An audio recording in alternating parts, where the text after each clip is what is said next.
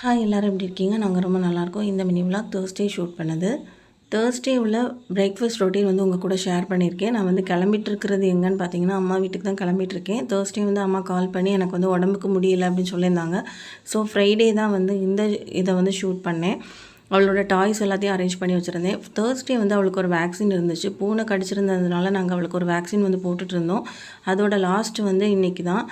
அந்த லாஸ்ட் இதை போடுறதுக்காக தேர்ஸ்டே போடுறதை ஸ்கிப் பண்ணி ஃப்ரைடே தான் போட்டிருந்தோம்.